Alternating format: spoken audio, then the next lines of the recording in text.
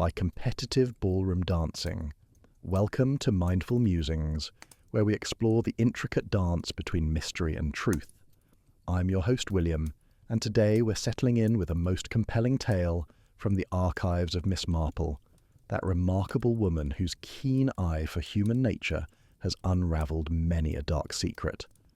Before we begin, I do hope you're comfortable, perhaps with a warm beverage at hand, for this story takes us into the glittering world of competitive ballroom dancing, where beneath the shimmer of sequins and the rhythm of orchestras lies a conspiracy most foul. Now then, let us step into the world of Miss Marple as she confronts a murder disguised as a heart attack. Chapter 1. The season opens with a waltz. The morning sun cast long shadows across the ballroom floor of the Grand Esplanade Hotel, that magnificent venue nestled in the heart of the English countryside. The annual National Ballroom Dancing Championships were about to commence, and the air thrummed with anticipation. Competitors had arrived from across the nation, their polished dance shoes clicking rhythmically against marble corridors, their practice routines echoing through the halls like a symphony preparing for its grand performance. This year's tournament promised to be exceptional, with prize money reaching heights never before seen in the amateur dancing circuit. Miss Jane Marple had been invited to the championships by her dear friend Margaret Sutherland, whose granddaughter Eleanor was competing in the junior Latin category. Margaret herself had been something of a dancer in her youth, though she had long since retired from such exertions, preferring to watch from the comfort of a spectator's seat with knitting needles in hand. Miss Marple, now in her 80th year, had accepted the invitation with the understanding that she would spend most of her time in the observation gallery, watching the intricate footwork and emotional displays that characterized ballroom dancing. The Grand Esplanade was a temple to elegance. Crystal chandeliers hung from coffered ceilings, and the vast dance floor gleamed under carefully positioned lighting that made competitors appear as though they were dancing on water. The judging panel sat elevated on a platform, their clipboard and scoring sheets arranged with military precision.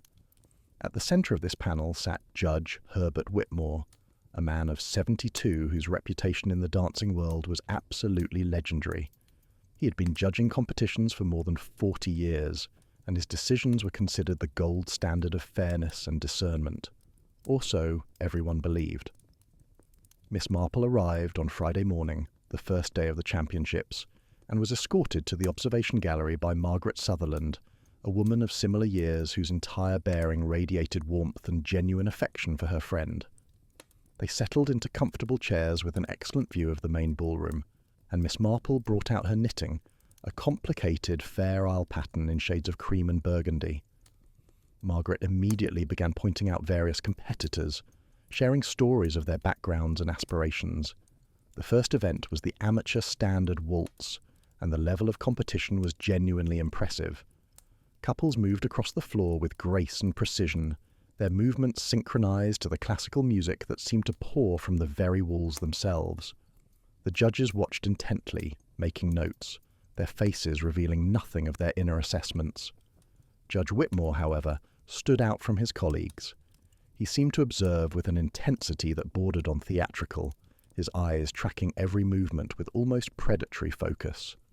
During the afternoon break, Margaret took Miss Marple on a tour of the backstage area where competitors were resting, preparing their costumes and practicing their routines. It was here that Miss Marple noticed something curious. A middle-aged man with silver hair and a certain hollowness in his expression was watching Judge Whitmore intently from across the corridor. When the judge passed by, the man's jaw tightened and his hands clenched into fists. The moment was brief, but Miss Marple's keen eye did not miss it. That evening, after the preliminary rounds had concluded, there was a formal dinner in the grand dining hall.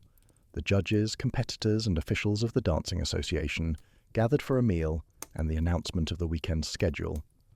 Judge Whitmore held court at the centre of a table, speaking loudly about various competitors and their technical merits. Miss Marple, seated at a table with Margaret and several other spectators, observed his manner with quiet interest. He seemed to enjoy being the centre of attention, and his comments, while delivered with the air of absolute authority, carried a certain quality that she couldn't quite place. After dinner, as people mingled in the lobby, Miss Marple encountered a striking woman in her early 60s, dressed in a tasteful evening gown that spoke of refined sensibilities and considerable expense. The woman introduced herself as Victoria Lawrence, and when Miss Marple mentioned she was attending the championships as a spectator, Victoria's expression became rather guarded. "I must confess," Victoria said, "I have a complicated relationship with these competitions. My daughter competed years ago, before I had my time here as well, during my younger years." "She was exceptionally talented," Margaret Sutherland added, jumping into the conversation. "Truly one of the most naturally gifted dancers I've ever seen." "Whatever happened to her?" Miss Marple asked gently. Victoria's fingers twisted together, and she looked away toward the grand staircase. She retired from competition quite suddenly. It was unexpected, terribly disappointing for everyone. She was one of the favourites for the national championship that year. Shortly afterward, there was a scandal, though I never quite understood the details. That night, as Miss Marple lay in her comfortable hotel room, she found herself contemplating the events of the day. The silver-haired man watching Judge Whitmore, Victoria Lawrence's guarded expression, the intensity with which Whitmore seemed to observe the dancers, and beneath it all, an undercurrent of something that her years of observing human nature told her was deeply troubling. The following morning dawned clear and bright, promising to be an excellent day for the championship proceedings.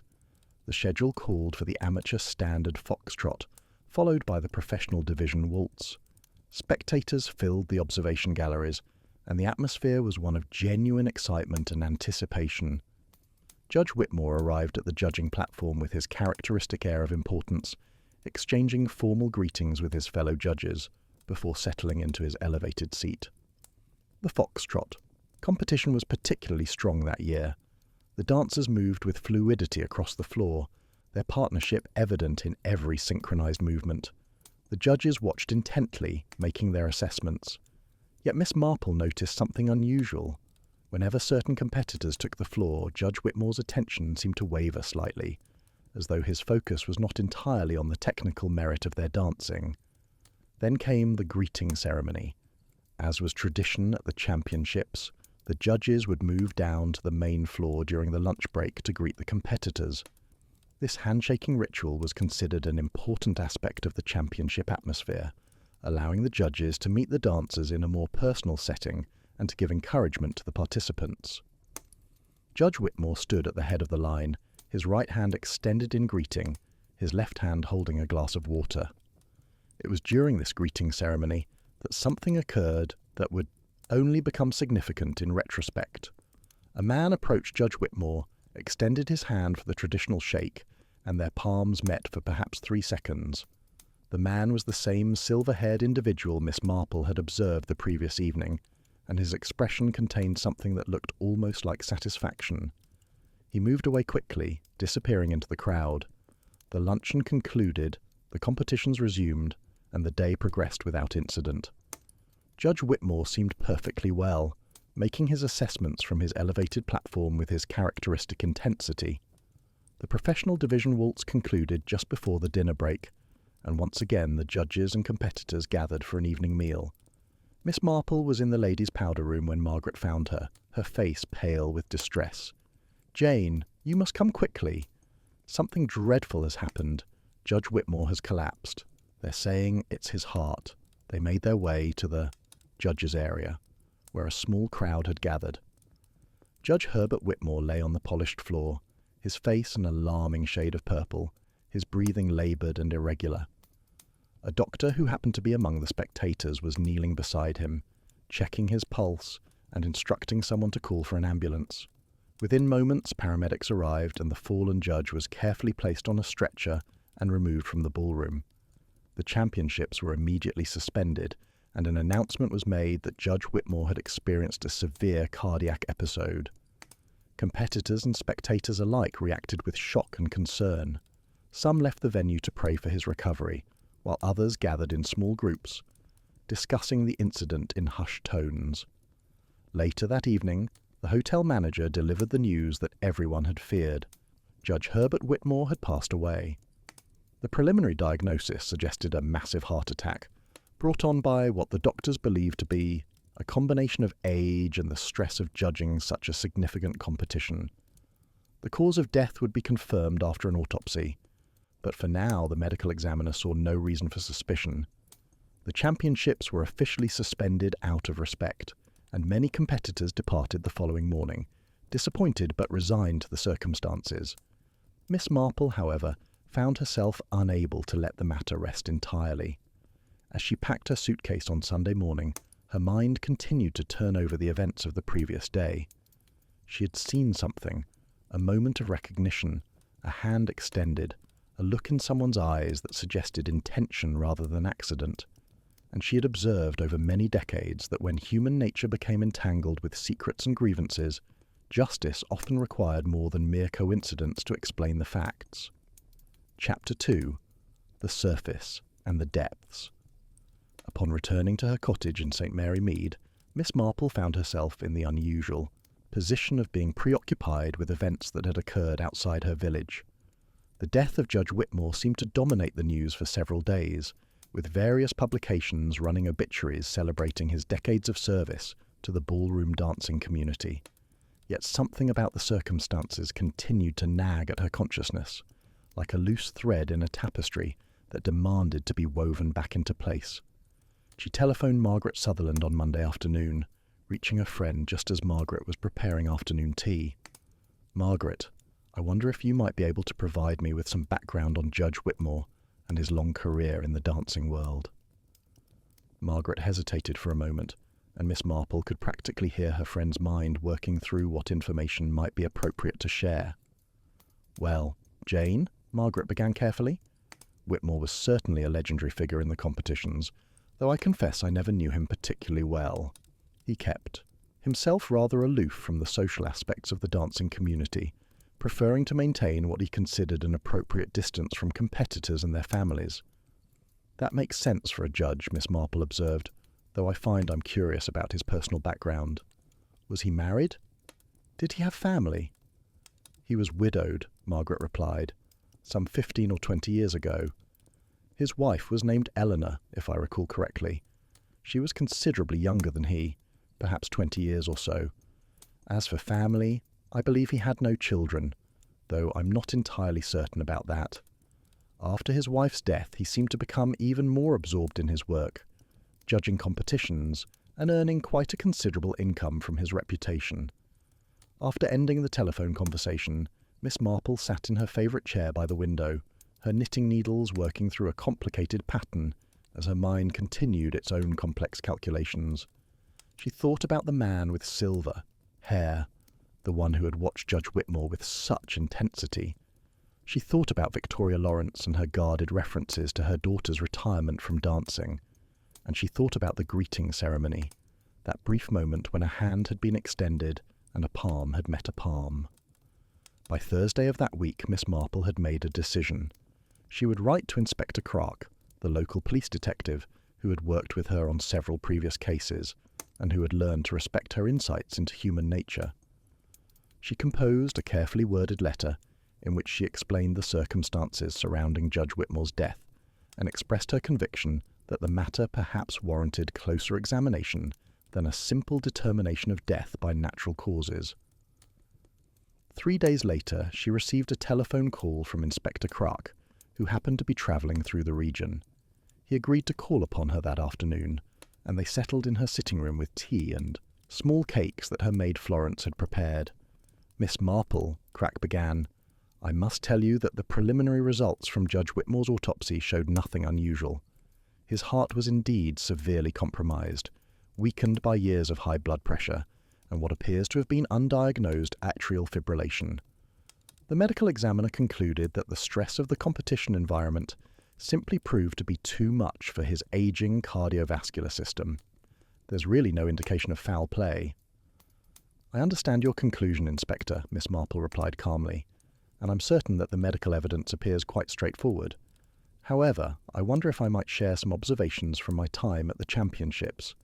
She then proceeded to describe in detail her observations of the silver-haired man's behaviour, Victoria Lawrence's guarded responses, and most importantly, the curious moment during the greeting ceremony when that same man had shaken Judge Whitmore's hand. Inspector Crack listened politely, but Miss Marple could see the skepticism in his expression. Poisoned through a handshake, he said finally, his tone suggesting he was entertaining the notion out of courtesy rather than genuine belief. Miss Marple, such a thing is the stuff of spy novels and theatrical plots. Surely you don't expect me to convince the medical examiner to conduct an entirely new investigation based on a theory with no scientific foundation. I am merely suggesting, Miss Marple replied firmly, that the nature of death by poison can be quite subtle, particularly if the substance is absorbed through the skin and designed to trigger a cardiac event in someone with a pre-existing heart condition. And I am further suggesting that the identity of the silver-haired man and his connection to Judge Whitmore might be worth investigating. Inspector Crack remained unconvinced, though he did promise to make some discreet inquiries into Whitmore's background and see if any obvious enemies or conflicts emerged. Over the following week, Miss Marple dedicated herself to her own investigation. She wrote to several contacts she had developed through the years, including a former solicitor's clerk, who now worked in a research capacity and had access to various public records. She sent inquiries to dancing associations, seeking information about notable competitors from previous years, particularly those who had competed during the early 1980s when Victoria Lawrence had mentioned her daughter's participation. The responses began arriving within 10 days. One packet from the Dancing Association's archive contained photographs and results from competitions dating back several decades. Miss Marple found herself studying these images with great care, looking for any familiar faces, any hint of connection to the present circumstances. Then came a letter from her research contact, a Mr. Pemberton, who had made some intriguing discoveries. In the course of looking into Judge Whitmore's background, Pemberton had uncovered evidence that Whitmore had accepted substantial payments from various individuals over the years, deposits that had no obvious source of income, and that had been carefully concealed through various bank accounts and business entities. There appeared to be a pattern where certain competitors had been given favourable judging, while others had mysteriously dropped out of the competitions. Miss Marple sat back in her chair, her suspicions beginning to solidify into something more concrete. A judge who could be bribed, competitors whose careers had been influenced by his decisions, and somewhere in that maze of past competitions, a dancer whose future had been destroyed by rigged results. She opened the archive photographs again and studied them with renewed focus. And there, in a photograph from a national championship some 30 years earlier, she saw a name that made everything suddenly align. The winner of the amateur standard. Waltz, a young man of exceptional talent, was listed as James Lawrence, partnered with his professional trainer, Victoria Summers. Victoria Summers, not Victoria Lawrence, unless Victoria had taken her married name from the man she danced with. Miss Marple sat very still, her mind assembling the pieces of a puzzle that had been scattered across decades. A champion dancer, a trainer who had become his partner, a daughter who had been a talented competitor and had retired suddenly, and a judge who had been accepting bribes to manipulate competition results. The question now was not whether Judge Whitmore had been murdered. The question was which of his many victims had finally decided to exact justice through poison applied to a palm during a greeting ceremony. Chapter 3. The Ripples of Past Betrayals. The telephone rang on a Tuesday morning as Miss Marple was tending to her roses. It was Inspector Crack, and his voice carried a tone of grudging respect. Miss Marple, you were correct. Judge Whitmore was accepting bribes.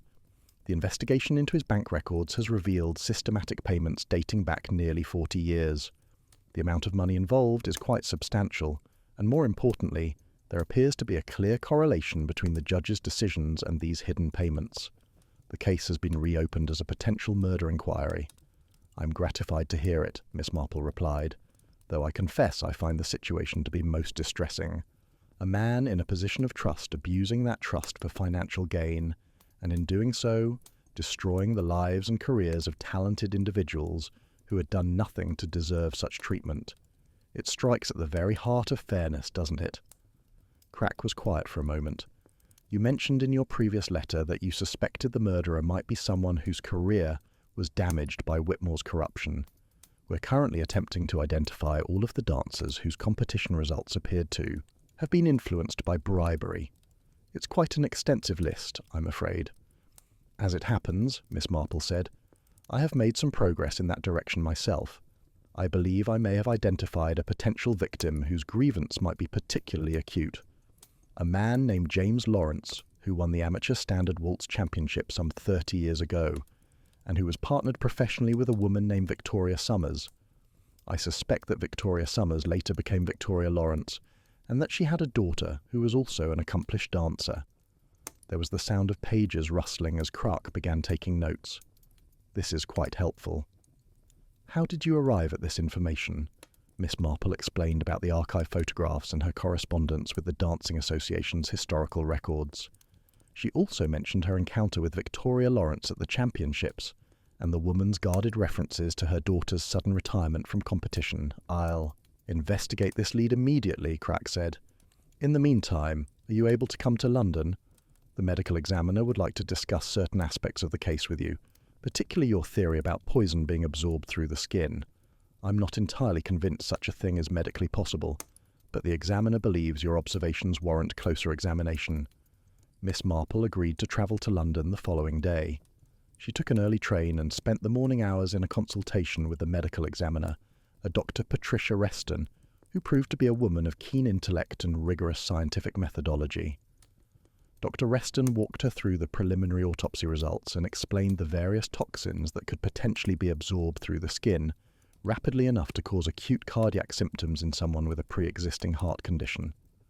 It's theoretically possible, Dr. Reston explained, if one used a compound designed to cross the skin barrier rapidly. There are substances that can do this. Dimethyl sulfoxide, for example, is known for its ability to penetrate skin and carry other compounds with it. Combined with a cardiac toxin of sufficient potency, one might indeed be able to trigger a heart attack in a vulnerable individual. The question would be whether such a substance could be applied during a brief handshake without leaving obvious evidence of its presence. That is precisely what I suspected, Miss Marple said. A substance that would be absorbed quickly, leaving no visible residue, no chemical burns or discoloration that might suggest foul play. The death would appear entirely natural, particularly in someone with pre-existing cardiac issues. Dr. Reston leaned back in her chair. You have considerable knowledge of poisons, Miss Marple. It's not a topic most women of your age would be familiar with. Miss Marple smiled slightly. Let us simply say that I have spent considerable time observing human nature in all its varieties, and I have found that those who wish to commit murder often leave evidence of their intentions in the most surprising places. Over the following week, Inspector Kruk's investigation began to come together.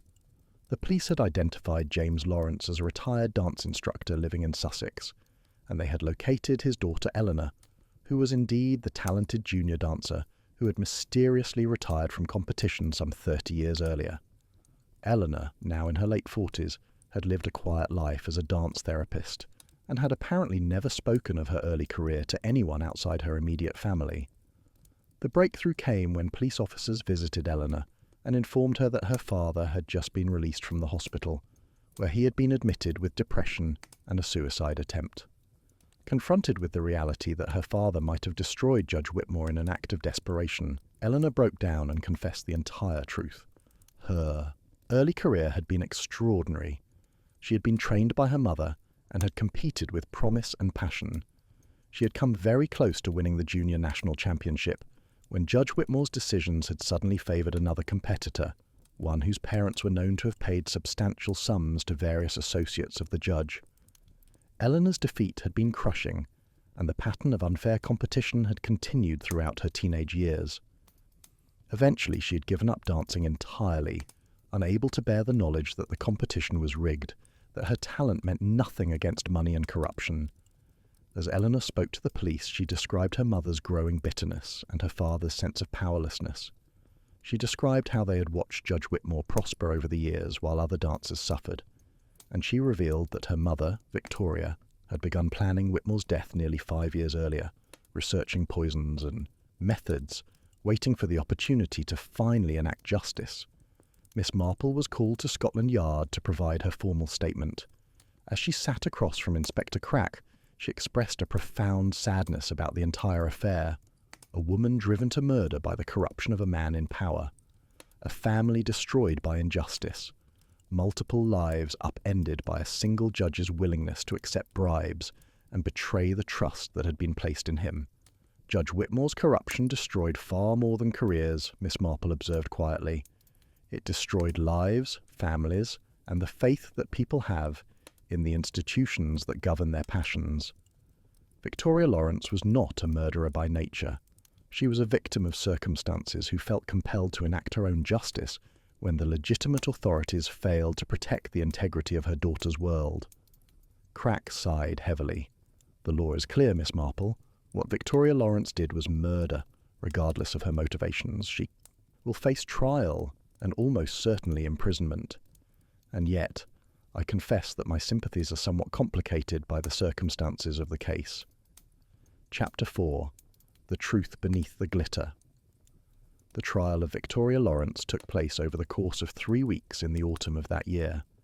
The case attracted significant media attention, not only because of the sensational nature of the murder, but because the trial brought to light decades of corruption in the competitive ballroom dancing world. Journalists delved into the archives of past competitions, identifying other dancers whose careers had been mysteriously affected by Judge Whitmore's decisions.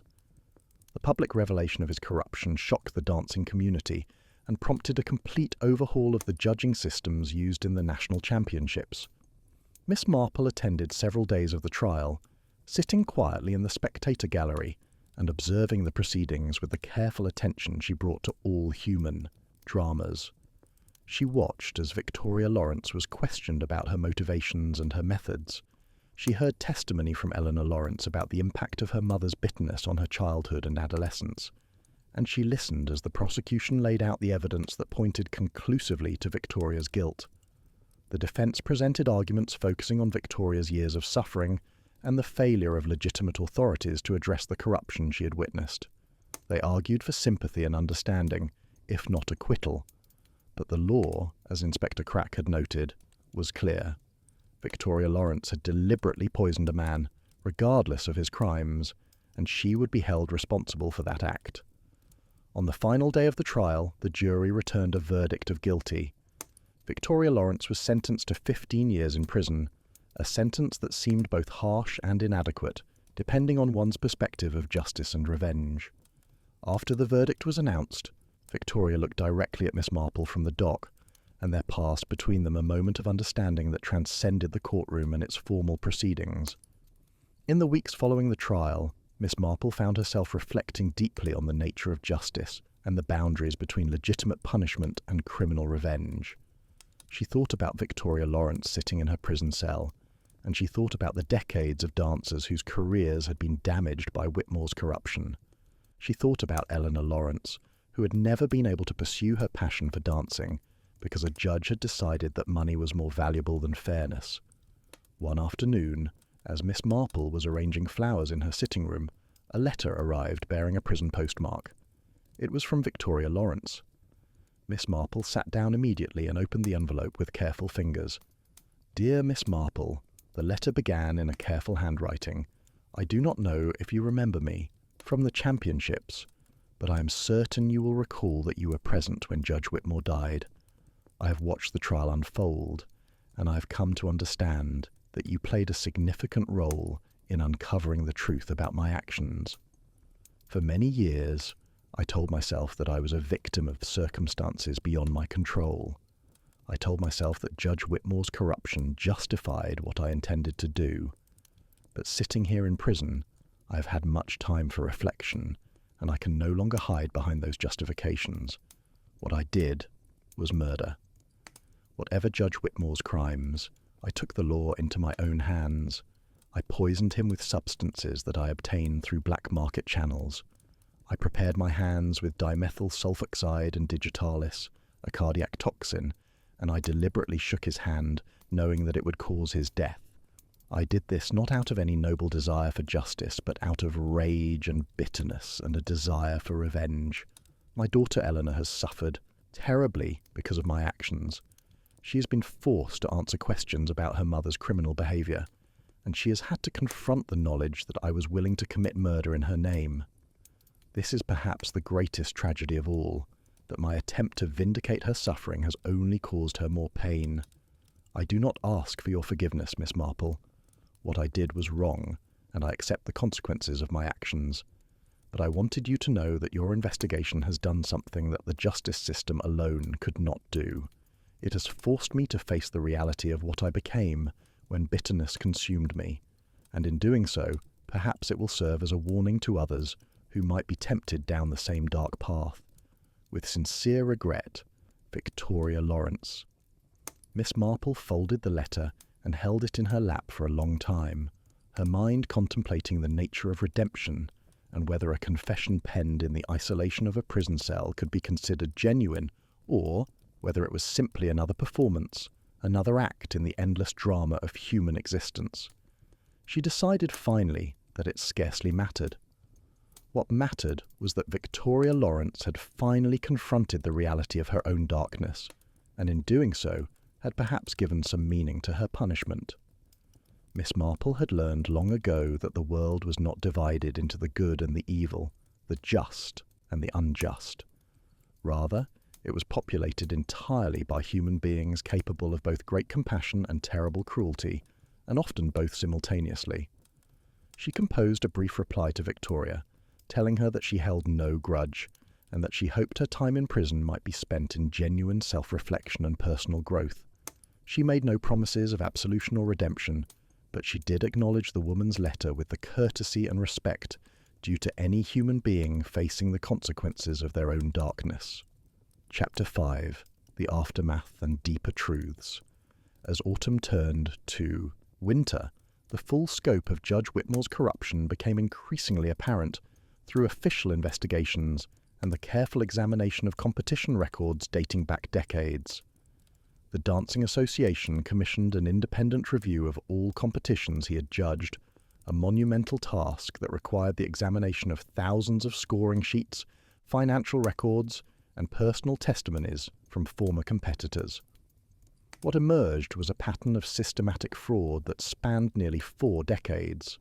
Whitmore had accepted bribes from wealthy competitors and their families, from coaches who sought to promote their students, and from various individuals with financial interests in the outcome of competitions. The amounts involved ranged from modest sums to packages that included property transfers and offshore account deposits. The scope and sophistication of the corruption suggested that Whitmore had operated with the assistance of confederates who helped him conceal the money and structure the bribes in ways that avoided detection. Inspector Clark telephoned Miss Marple one evening in December to share the results of the investigation. Miss Marple, we have identified 14 individuals who appear to have been complicit in Judge Whitmore's scheme. These include 3 other judges who accepted bribes to influence their decisions, a solicitor who helped hide the money, and several coaches and family members of competitors. The Dancing Association is conducting its own internal inquiry, and we are gathering evidence for potential criminal charges. This is indeed sobering news, Inspector, Miss Marple replied, and yet I confess I am not entirely surprised. Corruption of this magnitude does not occur in isolation. It requires not only the willingness of the corrupted, but also the silence or complicity of those who might have spoken out against it. How many people suspected Judge Whitmore's behaviour and said nothing? How many dancers and families accepted unfavourable decisions as simple bad luck when in fact they were victims of deliberate manipulation? During the same time period, Miss Marple received a visit from Eleanor Lawrence, Victoria's daughter. Eleanor arrived at Miss Marple's cottage on a cold winter afternoon, her face bearing the weight of complex emotions that seemed to have aged her considerably in just a few months. "I wanted to thank you," Eleanor said, sitting in Miss Marple's comfortable sitting room with a cup of tea held between her hands. "Your investigation brought the truth about Judge Whitmore into the open. I spent most of my life believing that my failure to win those competitions was because I simply wasn't talented enough, that I had been defeated by superior dancers. Learning that the competitions were rigged, that my defeats were orchestrated rather than earned, has been both devastating and strangely liberating." "How so, my dear?" Miss Marple asked gently. Eleanor set down her teacup and looked toward the window where snow was beginning to fall gently onto the garden. For 30 years, I carried the belief that I had simply not been good enough, that failure became part of my identity. I avoided dancing, avoided the ballroom world entirely, and pursued a career in dance therapy as a way of being close to the art form without being implicated in the competitive structure that had rejected me. But now I know that I was rejected, not because I lacked talent, but because someone else's family had money and no scruples about using it. That knowledge has changed something fundamental in me. I find myself wanting to dance again, wanting to prove to myself that the talent was always there, even if the competition was unfair. I have begun taking classes, and I find that despite my age and the years away from serious training, the movement comes back to me. It is as though my body remembers what my mind had tried to forget. Miss Marple smiled. That is perhaps the finest outcome that could result from all this pain. Your mother's actions, whatever their moral implications, have at least restored something to you that was stolen. Whether that makes her actions justified is a question that each person must answer for themselves. But the fact that you are able to move forward and reclaim something precious is undeniably valuable. Eleanor visited for an hour longer, and as she was leaving, she turned back to Miss Marple. "My mother wanted to ask you something," she said, but she was too ashamed to put it in writing. "She wonders if you believe she was a good person who did a terrible thing, or a bad person whose true nature was finally revealed." Miss Marple considered the question carefully.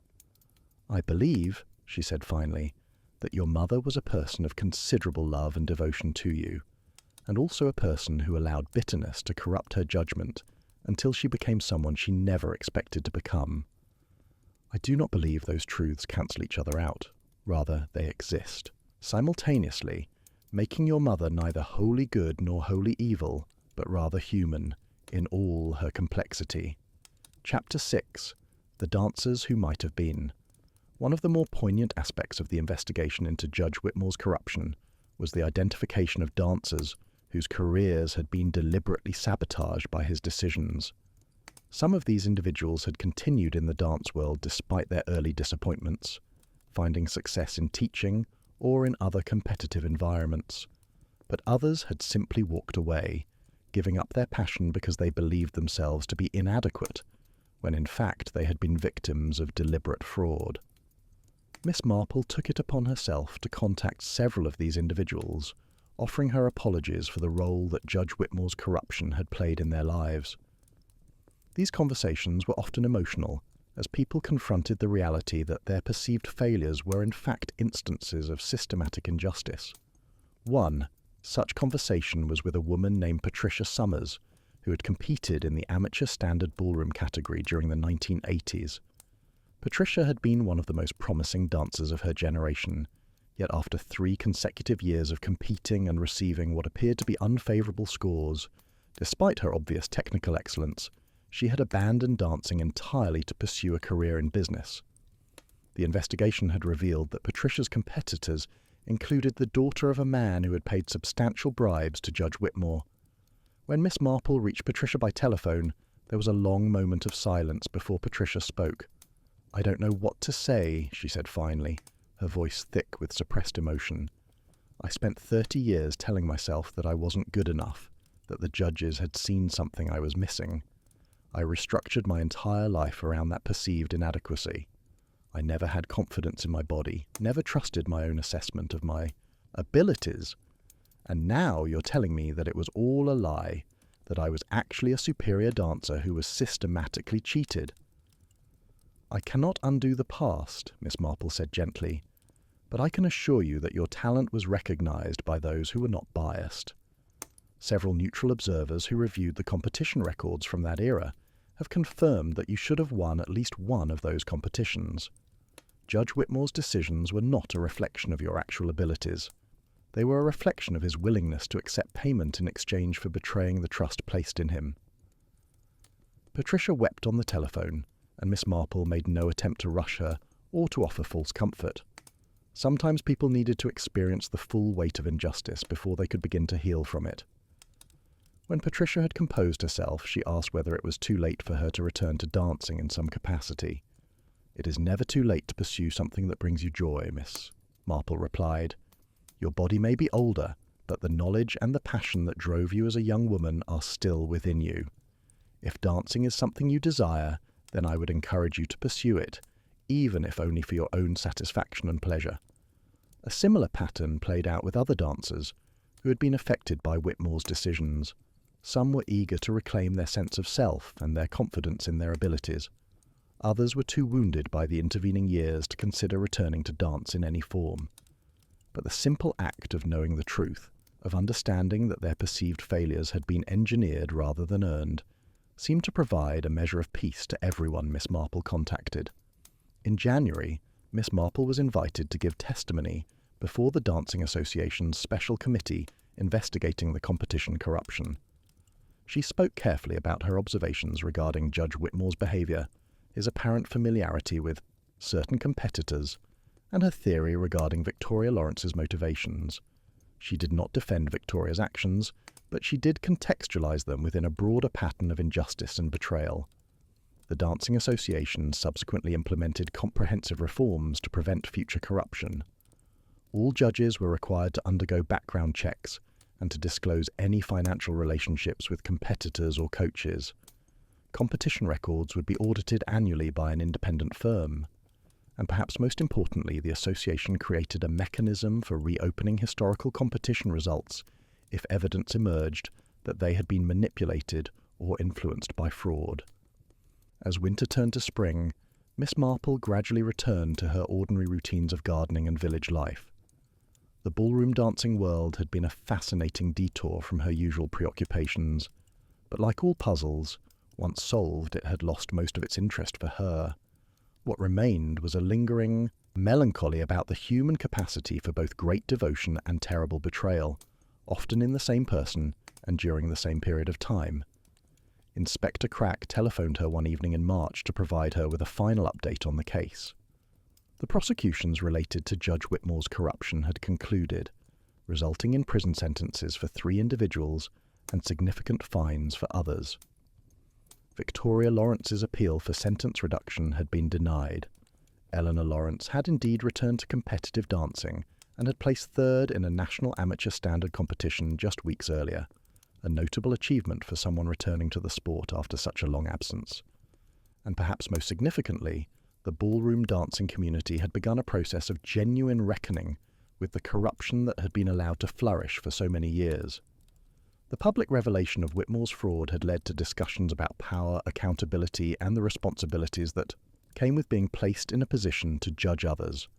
It was not a perfect resolution, but it was something. Chapter 7. The Weight of Secrets. As the investigation into Judge Whitmore's corruption wound down through the spring months, Miss Marple found herself increasingly preoccupied with questions that had not been answered by the official investigations. The Dancing Association had identified Judge Whitmore's confederates and the judges who had accepted his bribes. The prosecution had concluded against those individuals who could be charged under the law, and yet certain details continued to trouble her, suggesting that the full truth might be more complex than the narrative that had been officially presented. In particular, Miss Marple's attention kept returning to the solicitor who had assisted Judge Whitmore in hiding his illicit funds. This man, a barrister named Charles Emerson, had initially denied any knowledge of Whitmore's activities, but when confronted with bank records showing substantial transfers to accounts that Emerson had opened, he had reluctantly admitted to assisting Whitmore with his financial arrangements. Emerson claimed that he had not known the money was obtained through bribery, that Whitmore had told him the funds came from consulting work and lecture fees. Miss Marple found this explanation difficult to accept.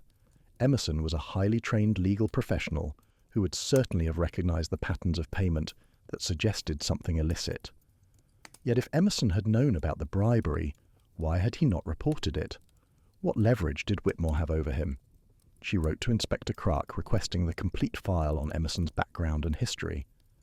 The information she received revealed an interesting detail. Emerson had a daughter who was a competitive dancer, and she had competed during the period when Judge Whitmore was actively accepting bribes.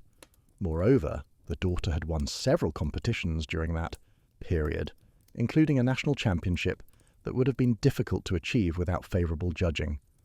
Miss Marple picked up the telephone and called Emerson directly, introducing herself and indicating that she wished to discuss a matter related to the investigation into Judge Whitmore. Emerson was initially resistant to the conversation, but when Miss Marple hinted that she had uncovered evidence regarding his daughter's competitive record, he agreed to meet with her at her cottage the following afternoon. Charles Emerson arrived punctually, a man in his late 60s, with the bearing of someone accustomed to wielding authority in professional settings. He entered Miss Marple's sitting room with a combination of wariness and barely concealed anger. "I don't appreciate being pressured into this meeting," he said, settling himself in a chair with visible tension in his posture. "Whatever you think you know about my relationship with Judge Whitmore, I've already explained it to the police." "I am not a police officer, Mr. Emerson," Miss Marple replied calmly, offering him tea which he refused. "I am simply an individual who is interested in understanding the full scope of what occurred. I have reason to believe that your assistance in helping Judge Whitmore hide his illicit funds was not motivated solely by professional courtesy or ignorance of his activities. I believe you assisted him because you needed his favourable treatment toward your daughter's competitive career. In exchange for his willingness to ensure that your daughter won competitions, you provided him with the financial services necessary to conceal his bribery scheme." Emerson's face darkened. "You have no evidence of any such arrangement." "Perhaps not evidence that a court would accept," Miss Marple acknowledged, "but evidence that satisfies my own understanding of the truth. Your daughter is now a professional dancer with a reputation built on competitive victories that were fraudulently obtained. How do you reconcile that knowledge with your profession, Mr. Emerson? How do you live with yourself knowing that your daughter's success was purchased with your participation in a crime?" A long silence fell between them. When Emerson finally spoke, his voice was exhausted. "My daughter had talent," he said, "considerable talent, but she also had competitors who were equally talented. In the normal course of events, she might have won some competitions and lost others. The outcome would have been uncertain. When Whitmore first approached me about providing financial services, I refused. I told him that my daughter's career should be determined by her abilities, not by corruption. But then," Emerson continued, "I watched my daughter lose a competition that by any objective standard she should have won. The judges favoured a different competitor, a girl whose mother was known to be wealthy and well-connected. I realized that my daughter was already competing in a system that was corrupt, that my refusal to participate in corruption was not protecting her from it, but rather leaving her vulnerable to it. If Whitmore was going to accept bribes anyway, if the system was already rigged, then at least my participation ensured that my daughter benefited from the corruption rather than being harmed by it." "And did your daughter ever know the truth about her victories?" Miss Marple asked quietly. "Never," Emerson said firmly. "She believed she had won because she was talented enough. I never told her, and Whitmore never suggested otherwise. From her perspective, she had achieved success through merit and hard work. That was my gift to her, the ability to believe in her accomplishments, without the burden of knowing they had been obtained through dishonest means." Miss Marple set down her teacup and regarded Emerson with the full weight of her attention. "You did not give your daughter a gift, Mr. Emerson. You gave her a false self built on a foundation of lies. You deprived her of the genuine self-knowledge that comes from understanding one's true abilities and limitations, and you compromised your own integrity in the process. When your daughter learns the truth, as she eventually will, she will have to confront not only the knowledge that her victories were fraudulent, but also her father's willing participation in that fraud." Emerson rose abruptly from his chair. "This conversation is at an end. I've cooperated fully with the police investigation. I've paid my legal penalties. I have no obligation to justify my actions to you or anyone else." After he left, Miss Marple sat in her chair for a long time, contemplating the particular cruelty of well-intentioned corruption. Emerson had genuinely believed he was protecting his daughter, had convinced himself that his participation in fraud was acceptable because the system was already corrupt. How many people, Miss Marple wondered, had convinced themselves of similar justifications? How many had participated in small deceits telling themselves that their wrongdoing was acceptable because others were doing worse. Chapter 8. The Confession of Eleanor Lawrence. In late April, Eleanor Lawrence returned to Miss Marple's cottage for another visit. The young woman seemed transformed from her earlier visit. She moved with confidence and grace, and her entire bearing suggested someone who had reclaimed a sense of purpose and identity that had been dormant for decades. "I have come to inform you of a decision I have made," Eleanor said, settling into Miss Marple's sitting room. "I have decided to offer my testimony in support of my mother's request for sentence reduction. I will be appearing before the parole board in June." "That is a generous action toward your mother," Miss Marple observed. Eleanor's expression became troubled. "It is not generosity that motivates me," she said. "It is honesty. I have come to understand through this experience that my own life was shaped and limited by my response to the corruption that surrounded me. When I learned that the competitions were rigged, I could have responded as others have, by feeling cheated and angry, but ultimately trying to move forward. Instead, I have realized that I allowed my mother's bitterness to become my own. I gave up dancing not because I believed I was inadequate, but because I wanted to avoid the pain that my mother carried." "What is your intention in giving this testimony?" Miss Marple asked. "I want to explain to the parole board how my mother's crime, while serious and condemnable, was rooted in a desire to protect me and to obtain justice for the years of cheating that I had endured. I'm not asking them to excuse her actions. Rather, I am asking them to understand the circumstances that led her to believe that murder was the only option available to her, and I want to tell them that I have forgiven her." Miss Marple listened carefully as Eleanor spoke about the process of coming to forgive her mother. It had not been instantaneous, Eleanor explained. There had been anger and resentment and a period of genuine alienation between mother and daughter, but through monthly visits to the prison and countless hours of reflection, Eleanor had come to understand that her mother had been acting from a place of profound love, however twisted that love had become through the lens of bitterness and desperation. "I do not think my mother is an evil person," Eleanor said. "I think she is a person who allowed circumstances to push her toward evil, and who is now paying the price for that choice. I believe she is capable of redemption, not in the sense of being released from prison, but in the sense of genuine internal transformation. She has admitted her guilt, expressed remorse, and devoted herself to helping other inmates through education and mentoring." Miss Marple was moved by Eleanor's testimony. She provided Eleanor with several names of individuals who might be willing to provide character references for Victoria Lawrence's parole hearing. Eleanor accepted these names with gratitude and promised to keep Miss Marple updated on the outcome of the hearing. Before Eleanor left, Miss Marple gave her a package that contained several things. There was a book about the history of ballroom dancing, written by a renowned instructor who had himself been one of Judge Whitmore's victims. There was a book of poetry that Miss Marple had always found comforting in times of difficulty, and there was a letter from Miss Marple herself, addressed to Eleanor, but intended to be read during a moment when Eleanor felt overwhelmed by the complexity of her situation. The letter read simply, "My dear Eleanor, you have borne a terrible burden through circumstances entirely beyond your control.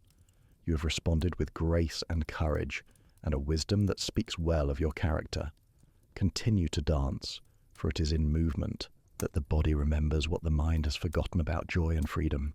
Your mother's crime was wrong, but your love for her and your willingness to forgive her is admirable. Life is not a competition where one person's failure means another's victory. Rather, it is a partnership where we must learn to support one another through circumstances both joyful and painful. With deep respect and affection, Jane Marple." Chapter 9. The Final Judgment. Victoria Lawrence's parole hearing took place on a warm June afternoon. Miss Marple attended the hearing along with Eleanor, Inspector Cruck, and several other individuals who had come to testify on Victoria's behalf. The parole board consisted of 3 individuals who reviewed the case materials, heard testimony, and asked questions designed to assess whether Victoria posed a continuing threat to public safety and whether she had shown genuine remorse for her crime. Victoria appeared before the board looking far older than her years. her time in prison having etched itself into the lines of her face and the way she carried her body. She did not make excuses for her actions, nor did she attempt to minimize them. Instead, she offered a straightforward account of her thinking at the time she committed the crime, her subsequent reflection, and her current understanding of why her actions were wrong. "I committed murder," Victoria said to the parole board. "I did so deliberately and with full awareness of what I was doing.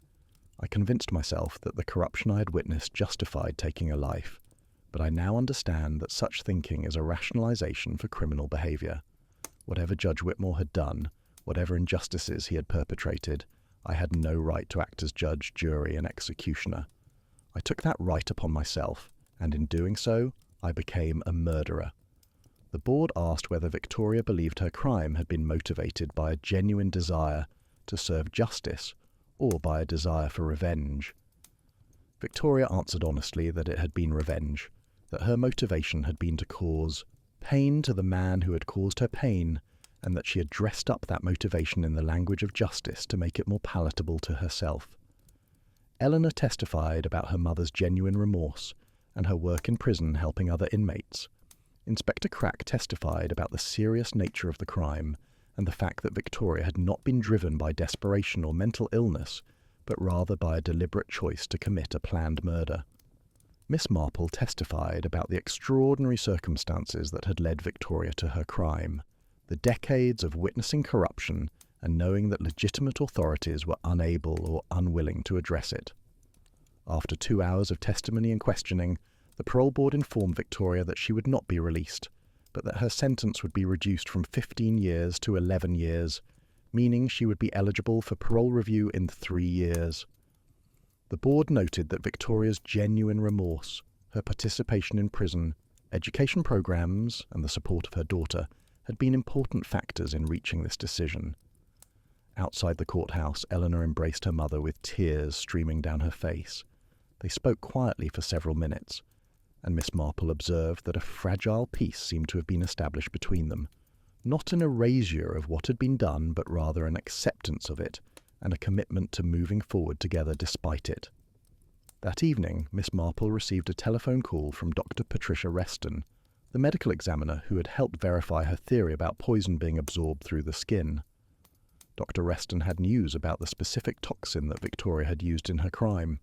The investigation had identified it as a botanical poison derived from a plant that was extremely difficult to obtain, yet Victoria had managed to acquire it through underground channels. Moreover, the manner in which she had combined it with dimethyl sulfoxide demonstrated considerable knowledge of chemistry and biology. "How did she acquire such specialized knowledge?" Miss Marple asked Dr. Reston. "Victoria had a degree in chemistry from a university," Dr. Reston explained. "She had abandoned her education after her husband's death to pursue her career as a dance trainer and competitor, but she had retained her understanding of chemistry throughout her life. This was how she had been able to develop the specific poison and delivery method." It struck Miss Marple with renewed force how Victoria's crime had not been a spontaneous act of passion, but rather a carefully planned murder that had been executed with technical precision. Victoria had studied poisoning methods, tested her concoction, and prepared herself mentally for weeks or months before finally acting. This suggested that Victoria's crime had been less an expression of uncontrolled emotion and more a deliberate choice to sacrifice her own freedom in order to obtain what she believed to be justice. Chapter Aho 10. The Pattern and the Purpose. In the months following the conclusion of the official investigations and Victoria Lawrence's parole hearing, Miss Marple found herself reflecting on the entire arc of the case. She sat in her cottage garden on warm evenings, her knitting needles working through complex patterns as her mind processed the threads of the story that had occupied her for nearly a year. Several months after the parole hearing, Eleanor Lawrence appeared at Miss Marple's cottage one final time. She brought with her news and a gift. The news was that she had won a National Amateur Standard Ballroom Championship, a victory that had required competing against dozens of other dancers and being judged by a newly reformed judging panel. For Eleanor, the victory held meaning far beyond the trophy itself. It represented a vindication of her talent, a proof that despite the rigged competitions of her youth, she had possessed the ability to triumph when the system was fair. The gift was a framed photograph of Eleanor performing in the championship competition, her face radiant with joy and concentration, her body moving through the classical waltz with grace and technical precision. Beside the photograph was a handwritten note that read, "To Miss Marple, without whose persistence in seeking the truth, I would never have understood my own worth. With profound gratitude and affection, Eleanor Lawrence." Miss Marple accepted the gift with deep appreciation and hung it in her sitting room, a permanent reminder of the way that justice, however imperfectly served, could sometimes lead to genuine healing and redemption. As winter approached again, nearly a year after Judge Whitmore's death, Miss Marple sat in her cottage and contemplated the nature of the case that had consumed so much of her attention. She had solved the mystery of how Judge Whitmore died, and in doing so she had uncovered corruption that had affected hundreds of dancers across multiple decades.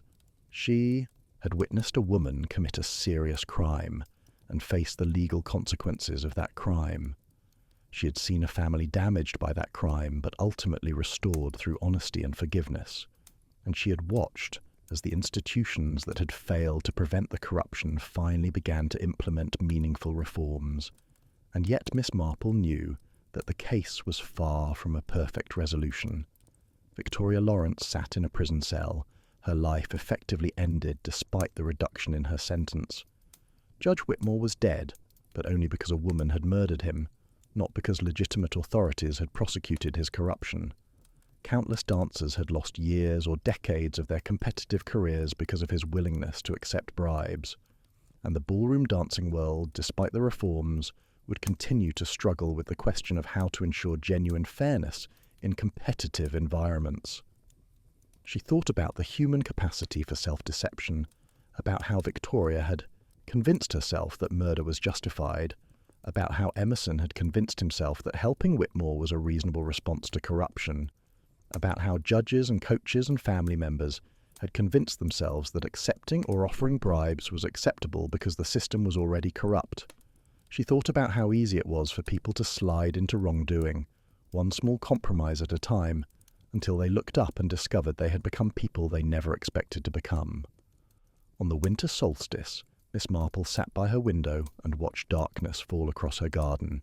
She pulled out a fresh ball of yarn and began a new knitting project, a complicated pattern that would require her full attention and concentration. As her needles clicked rhythmically, she reflected that life was very much like knitting. One made a series of individual choices about which stitch to place next, and those individual choices accumulated over time to create a pattern that was beautiful or flawed, harmonious or chaotic. Sometimes the pattern revealed itself only when one stepped back and saw the whole, rather than focusing on individual stitches. And sometimes, despite one's best efforts, a fundamental error early in the pattern meant that the entire piece had to be unravelled and begun again. The case of Judge Whitmore's death had illuminated many truths about the complexity of human motivation, the danger of allowing power to remain unchecked, and the way that corruption ripples outward to affect countless lives. It had also demonstrated that justice, while imperfect, was still worth pursuing, and that truth, however painful, was ultimately preferable to comfortable deception. As 1995 gave way to 1996, Miss Marple returned to her quiet life in St. Mary Mead. The National Ballroom Dancing Championships were held again that spring, this time with new judges and new systems of oversight. The competitions, by most accounts, proceeded fairly and transparently. Several dancers who had been denied victories by Judge Whitmore's corruption were invited back to compete, and some of them achieved the success that had been denied them years earlier. Eleanor Lawrence continued her dancing career as an amateur competitor, never achieving the professional status that had seemed possible in her youth, but finding genuine joy and satisfaction in the pursuit of her art.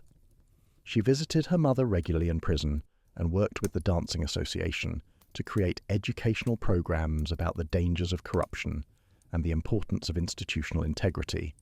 And Victoria Lawrence, sitting in her prison cell, devoted herself to helping other inmates and to reflecting on the choices that had led her to murder.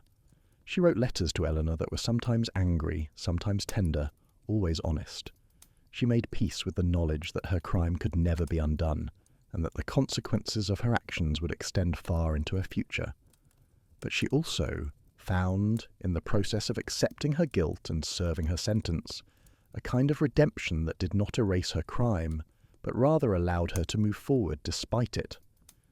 Miss Marple understood, as perhaps only someone of her considerable years and experience could understand, that this was as close to a happy ending as one could hope for in a world where justice was imperfect, where corruption flourished despite vigilance, and where good and evil were so thoroughly intertwined that it was often impossible to separate them entirely.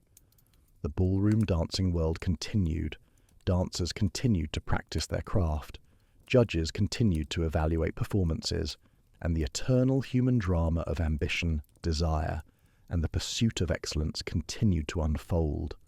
But now there was an awareness, however imperfect, that vigilance was required, that institutions must be questioned, and that the pursuit of fairness was a never-ending project that required constant attention and commitment. And Miss Marple, having unravelled one complex mystery, returned to her knitting, secure in the knowledge that there would be other mysteries to solve, other injustices to address, and other opportunities to demonstrate that the truth, however carefully hidden, always eventually reveals itself to those patient enough and wise enough to observe it carefully. The end.